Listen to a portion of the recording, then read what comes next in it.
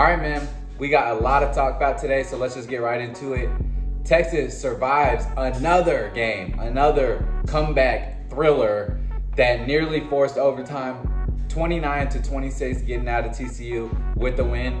That's 3 weeks in a row Texas has won by a field goal where it came down to the final seconds of the game. It's frustrating, but at the end of the day, a win is a win, right? Now, I think that actually I would be remiss if I don't start this conversation off with first updating us on the Jonathon Brooks injury.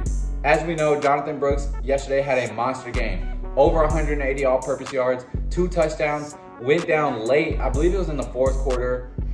Turns out Jonathon Brooks did tear his ACL and he will be out for the remainder of the season, which really really sucks. He was having a phenomenal season. He was having a better season than anybody in Texas, probably anybody in the country was expecting. I know anybody in the country was expecting, because even us as Texas fans, or even many of us as Texas fans were not expecting it. I don't think I was expecting him to have this good of a year, but I knew Jonathon Brooks was a great player, and I've been saying it since he was enrolled at Texas coming out of Hallettsville. Now, that is going to be a major, major blow down the stretch. Honestly, if I'm being completely honest, this injury, in my opinion, is almost worse than Quinn Ewers going out. I know that Quinn Ewers is he's our leader. You know, he's the leader at the helm, makes the offense go. We click when Quinn Ewers clicks, but the rushing attack does not go without JB. And I think that we see that when Cedric Baxter gets his opportunity to get in the game. Not saying that CJ is not an incredible running back. He absolutely is, and he will be a Texas great when it's all said and done. But at this point in his career, he's still learning how to play college football. Jonathon Brooks knows it. He understands the flow. He understands the pace of the game. He understands the patience that it takes to run behind this offensive line that we have. And so not having him down the most critical stretch of the season, the final 3 games, the Big 12 championship, and potentially the college football playoff really, really sucks. And really it sucks for him because he did all this work in the Doak Walker conversation, potentially the best running back in the country. All this work just to have it derailed by a routine tackle. Like, the tackle is so routine. The fact that his ACL tore is just, it sucks, man. It really sucks. JB, man, prayers up for you. I hope that you have a speedy recovery. We are definitely going to miss you for the rest of the season, but I hope when you come back strong and healthy as an ox. Let's get talking about the game itself. To be quite honest with you, for 3.5 quarters, I had absolutely 0 complaints. No complaints. I thought there were a couple of game plan errors that Sark made early in the game. But overall, Quinn was on fire. 22 of 33, he had 317 yards passing, didn't miss a beat, right? He's on point with everything. Quinn Ewers shows why Texas needs him as our starting quarterback. The throw that he made to Adonai Mitchell to seal the game. Now, I will, hats off, definitely tip my hat to Adonai Mitchell because the catch that he made was absolutely phenomenal. This is something that I've seen from Adonai Mitchell all season long that I have to touch on. He makes these catches look so routine, and that just speaks volume to the kind of athlete that he is because they are far from routine. We see NFL players drop passes like that every single week, especially college players, countless numbers of college players. But when you're trying to get to the highest level and you look around at receivers that make that type of play, there's not too many of them. Adonai Mitchell is a special player.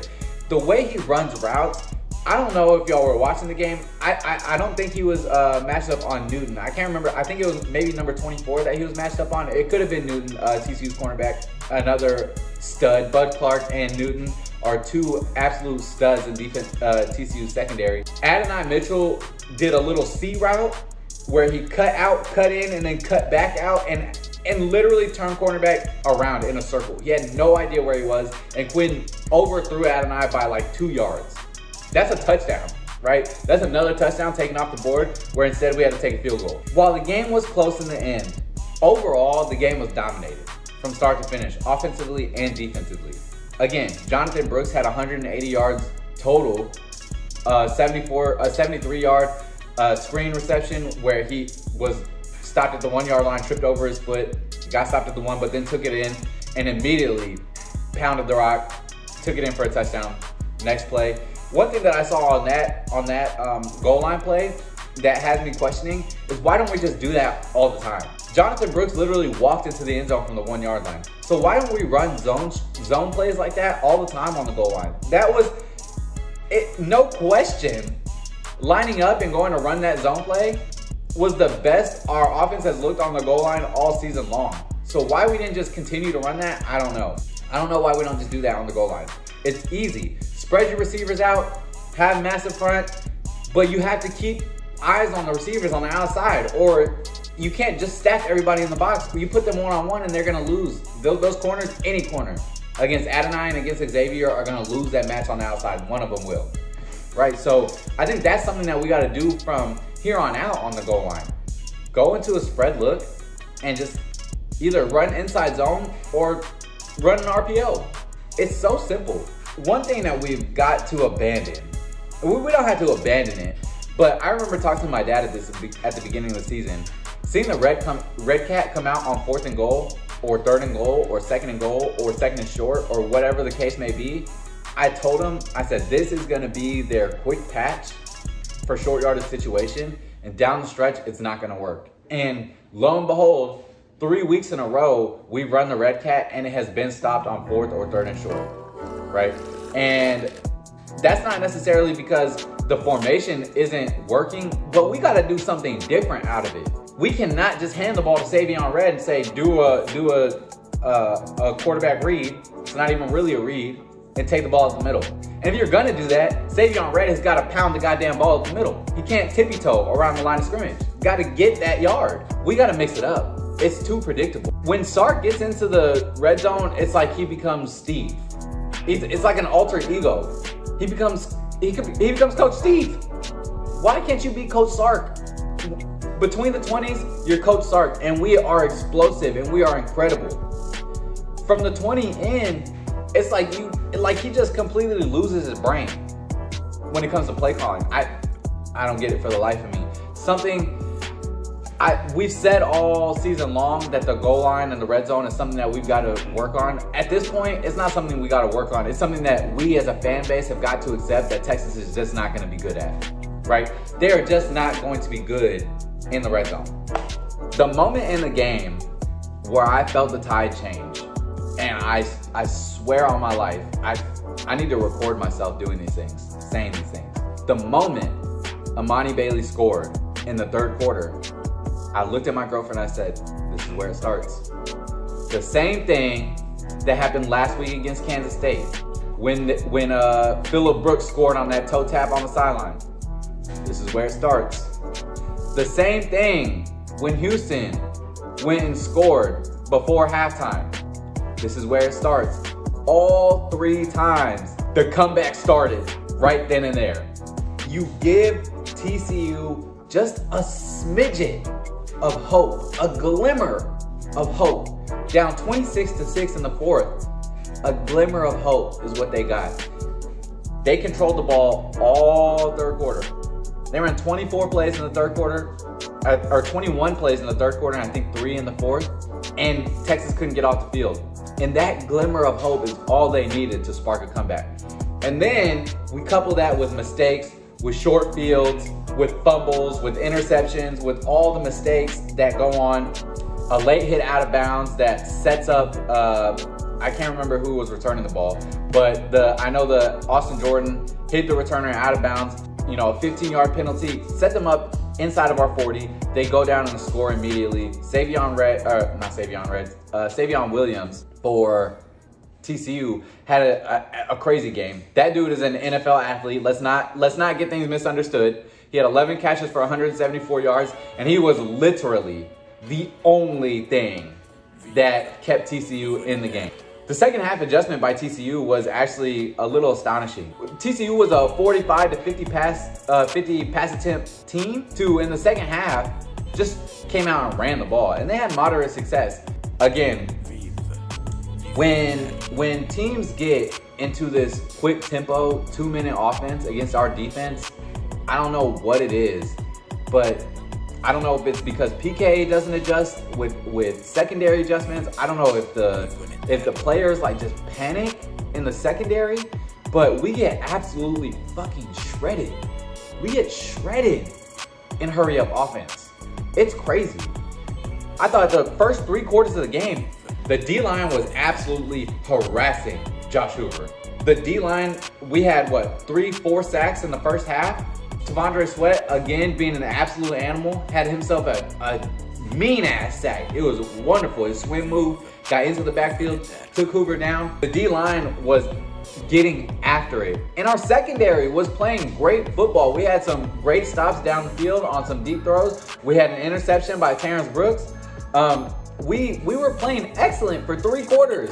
And then it's like I don't know what happens in the 4th quarter of these games. We went from being a team that could start fast and score 40 points in the first half and then blow a 40-point lead and lose the game, to this year, we started slow, right?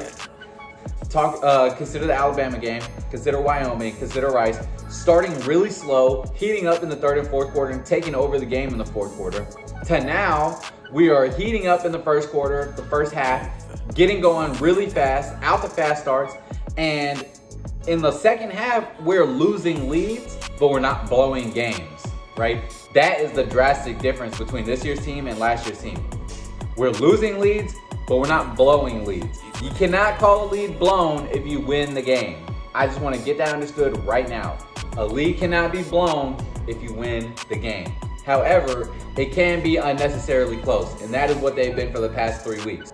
We still have a lot of things to clean up. Quinn Ewers, I thought there are a few times in the game where I felt like, well, for the most part, I thought Quinn played excellent. He stood in the pocket really well. He made pretty good reads for the most part. There was a couple of questionable throws. The interception where Jordan Whittington had the absolute play of the game, misses the first tackle on the interception, gets back up, chases the defender all the way down 50 yards down the field, comes from behind, knocks the ball out. And I think the other overlooked play, hustle on that play was Xavier Worthy, chasing the play down all the way from deep as well. Because Xavier Worthy is the one that made the recovery, and he was behind that defender the entire time. But my God, Jordan Whittington, hats off to you, bro. The ultimate team player. And we heard from Sark that Jordan Whittington was actually dealing with injuries and stuff, which is why some of the reason why he hasn't been featured in the offense as of late. But for him to come out, make that play, literally saved us the game. Saved us the game. Maybe TCU doesn't go in and score at that point in the game because our defense was playing fantastic, but it set us up in field, it would have set them up in short field position again, another possession inside of our 40-yard line. And instead, we get the ball back, and I believe we went down and scored on that drive, if I'm not mistaken. Excellent, excellent, excellent team football by Jordan Whittington. And that right there is why he is going to play in the NFL. Maybe he hasn't had the most outstanding career that we thought he was going to have coming out of Cuero, because he was a unbelievable 5-star athlete.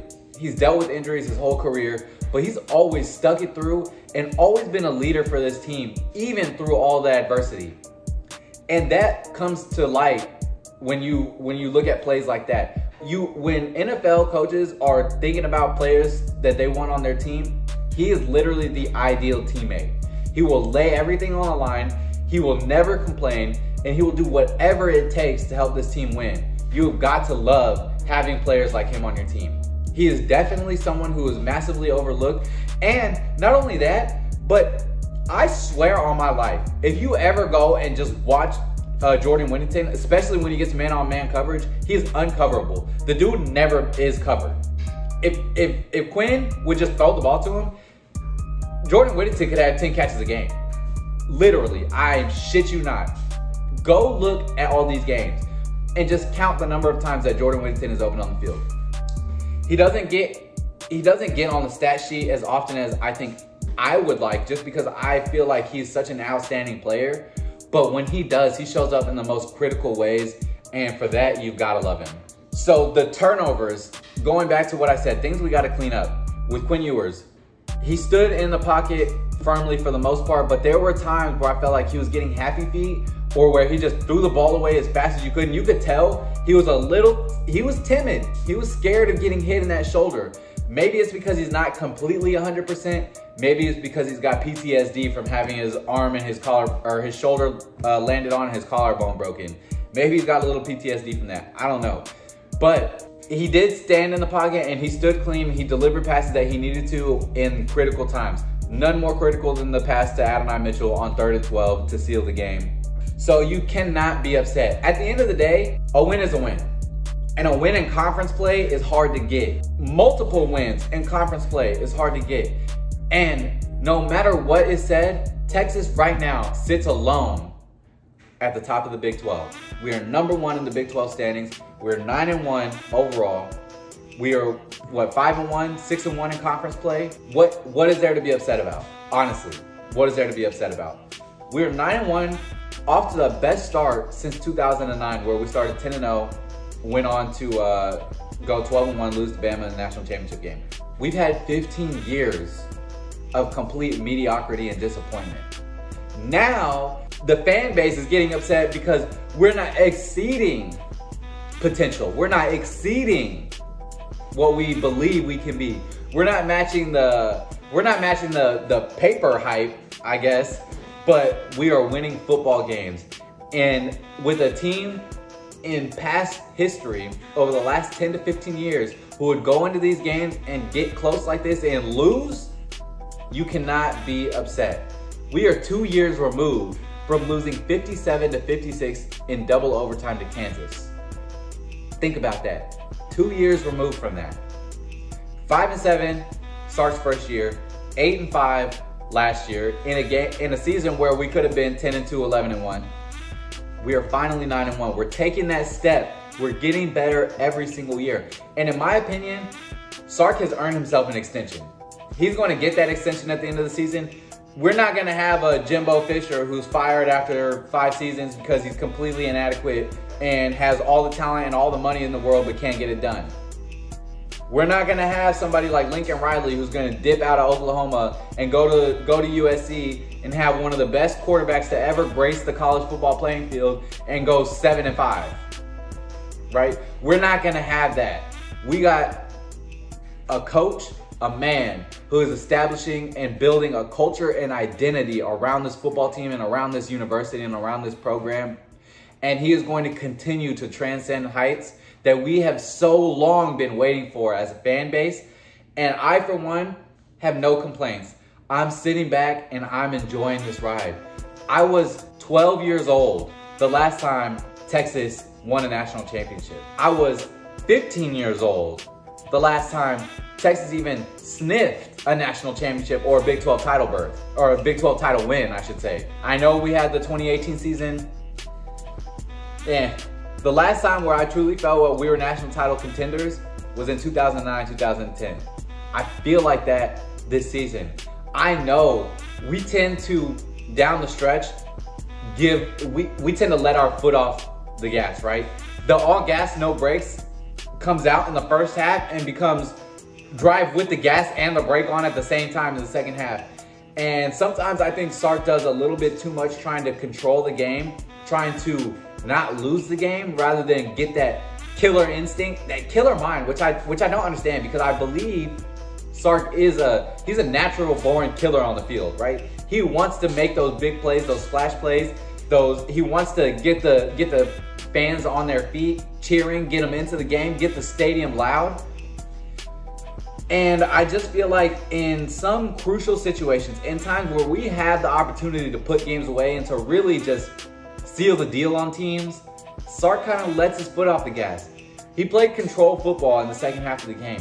It's kind of hard. It's kind of hard because in last week and the weeks previous, we're thinking, why is he throwing the ball 40 times a game? Run the ball 45, 50 times a game. Give it to CJ, give it to JB. We have Quinn Ewers back, and for the first time, I was like, why are we not throwing the ball in the second half? What is going on? Quinn Ewers had only attempted 8 passes on that final drive with the pass to Adonai Mitchell. He'd only attempted 8 passes in the second half. And I get that we were moving the ball on TCU, but when they're stuffing 8 people in the box, and our O-line has proven that they cannot get that initial push, that big man push off the line, of course they're going to start stopping our run game. There were many opportunities where Xavier Worthy and Adonai Mitchell had one-on-one opportunities on the outside where I'm just baffled that Sark was not running at least RPOs. Give Quinn the option to throw the pass, because those corners, as good and as talented as they are, could not cover Xavier Worthy or Adonai Mitchell. Both of them had over 100 yards receiving in the game. Woo, I almost forgot. Man, I got to talk about it. The pass, Quinn Ewers throws the interception, right? Gets the ball back and then throws an absolute fucking dime to Xavier Worthy. And Xavier didn't score. He didn't keep his feet. But my God, that ball was on a rope and it was right out in front of him. Xavier Worthy burned Josh Newton and got over the top and should have scored. If he would have just not alligator armed it and caught the ball with his fingertips and just laid his hands out and catch it in stride, that's a touchdown, right? I say that to say that Adonai Mitchell and Xavier Worthy were completely uncoverable all game long. No matter what TCU did, one of them two was open all game long. And I would have just liked to have seen them get more opportunities down the stretch. Or at least JT Sanders. JT Sanders may not come up huge in the stat line. He may only have 4 catches for 60 yards. But the magnitude of the catches and the impressiveness of the catches, it's like, why are we not throwing the ball to JT Sanders?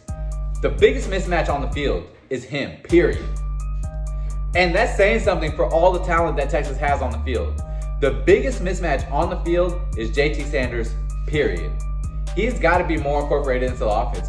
When he's throwing the ball, whether it's in coverage, whether it's behind him, whether it's over his head, doesn't matter. He catches it. His catch radius is absolutely insane. Week in and week out, he continues to deliver impressive performances and insanely impressive catches in places where most tight ends, most players would drop the ball, right? So I think offensively, I would just like for us to have more of that killer instinct and just open the game up. We're up 20 points. There's no reason. I mean, I get that we're trying to run the clock. We're trying to keep the defense off the field. They're probably getting tired in the second half. TCU ran a lot of plays in that third quarter, so I understand wanting to take time off the clock. And basically what Steve did was he made it to where TCU didn't have enough time to come back. He crunched them for time, and that's essentially what won us the game. And maybe that was just what he was trying to do. Maybe that's what his entire goal was. I would like it to not be so close, especially coming down the stretch in a season where Bama is looking really, really good. And they're looking better every single week, right? They're right behind us. They just blew out Kentucky 49-21. And Kentucky was a 5-0 team at one point in the season. Now they've lost 4 in a row, and I get that. They maybe they're not the team that everybody thought that they were at the midpoint of the season. But neither is Bama. And that's not a bad thing. That's not a good thing for us. Bama is getting better. Jalen Milroe is breaking records now. He's settling in as Alabama's quarterback, and Todd Reesing is doing a wonderful job of game planning to Jalen Milroe's strengths, and Alabama is looking really good down the stretch. We cannot continue to have these close losses. I mean, we cannot continue to have these close wins and expect to be a shoo-in. I don't think, anyway. Now, if we go down and win the Big 12 championship, really, who cares how we win as long as we're winning? I think that we'll earn a spot in the playoff. But in my opinion, just like keeping it this close is leaving it up to chance, and I don't like leaving it up to chance. That's like leaving the game up to the referees. You can't do that. Go and take your place and show everybody why you belong to be there. They have no question, right? I think that one thing that has really got to improve down the line and in the closing quarters of games has got to be our defense. Our secondary is still having communication problems. And while they played great for 3 quarters, once the pass rush could not get to Josh Hoover, once TCU changed up their game plan and basically countered the pass rush that was getting to him all game long, started running the football when our D-line is pinning their earbacks, their ears back and trying to get upfield. They're just running the football down our throats and picking up chunk plays and then putting us on our heels. So now we don't know whether they're running or whether they're passing. Savion Williams is getting over the middle of the field. We're missing tackles, making players look like Superman when they're not. Down the stretch, our defense has got to shore up. And it's not really, I don't want to say our defense in general, it's really our back seven. Linebackers and our secondary, they have massive struggles down the stretch in games. Now they bow up and they get the stop to when we needed to, and they have for the last 3 weeks. As a matter of fact, they have all season long. Anytime we've needed them to bow up in the clutch moments, they have, and they've gotten off the field, minus Oklahoma, right? Which again, 15 seconds away from winning that one. We have got to find a way to close games out in a dominant fashion defensively. And I think that starts, I can't say this enough times. When I go watch Oregon play, when I watch Ohio State play, when I watch Michigan and Georgia play, name me one single time you've ever seen any of their defensive backs playing 12 to 15 yards off the ball in any situation. I don't care. You have the better athletes, you have the faster players, you have the more cerebral players. Let them play football tight to the line of scrimmage. Let our corners get hands on receivers. For the life of me, I don't understand what PK has against letting your corners go and be better than the man across from them. I don't get it. And for the life of me, I don't know how much film he's got to watch. I don't know how many different plays he's got to see. I don't know how many different times he's got to watch us play 9 and 10 yards off the fucking ball and watch teams convert on huge downs. How many goddamn times do we have to see that shit happen? I'm getting mad, I'm getting pissed off just thinking about it. Because I can see in my head how many fucking times we're playing them off the ball 10 to 12 yards and just getting fucking torched on the back end. What does PK not understand about zone coverage being played 12 yards off the ball? It's stupid. It is so stupid. It makes no sense. When receivers' routes are disrupted at the line of scrimmage, you give our D-line the chance to get up and make plays on the quarterback and hurry the quarterback, pressure the quarterback, and make him make errant throws. And when we did that, we got turnovers. We got the interception. We got bad throws all game long. So why does he feel the need to change that in the second half of games? Baffles me. It baffles me. And that's something that has 100% got to get cleaned up. I'm not going to go on a huge rant. I got to go back and watch the game in totality. But initial reaction, I thought we played a great game overall. I think there's coaching errors and there's coaching mistakes that have got to get cleaned up, and that's not on the players. I think the players play to a great standard. I think they play with all their heart. I think they play with grit, with toughness, with a mental fortitude, a testicular fortitude that we haven't seen in 15 years, right? And for that, I'm extremely happy and I'm extremely excited. And we still, at the end of the day, have everything. All of our hopes, all of the dreams, all of the goals are still right there within reach. We just gotta reach out and take it. Keep winning football games, keep dominating. Never let your foot off the gas pedal, which we have been doing. Just dominate games through and through, and this team is gonna be just fine. We're 9-1 again, I can't say this enough. We are 9-1, and we can play with any team in the country. You heard it here first. Any team put in front of us, doesn't matter. The top 10 teams put in front of us today, we have the team to beat them, and at the very least, to play up with them. I think that we have a team to beat any team in the country. When we're clicking on all cylinders, when we're full throttle, when we're focused, when we're locked in, we have the team to beat any team in the country. We have the players to beat any team in the country. We just have to put it all together. And the beautiful thing is we still have 3 weeks, right? We have lots of time to coach these guys up. Again, we're 10 weeks down the line, and we still have yet to see Texas play their best football. Maybe outside of Alabama. Alabama may have been close to the best, but it still wasn't their best, right? We have time to see this team continue to get better. We have room to improve, and that's a scary thought. we have room to improve. And we're going out there scoring 30 points a game. We're 9-1, and we have room to improve. That's all I'm gonna say. That's what I'm gonna end it on. Texas, again, winning the game 29-26, going 9-1, 6-1 in the conference. Now taking sole ownership of the Big 12. We are in the lead. We completely control our destiny. We are in the driver's seat to the Big 12 championship game. And as long as we continue to win, we're gonna be just fine. So yeah, that's all I got for you today, guys. I hope you enjoyed the video. If you aren't already, do me a favor, please subscribe to the channel. Smack a like on the video so we can get some reach, get the message spread out to the YouTubeverse, right? Turn on those notification bells so you never miss anything that we have coming out for you.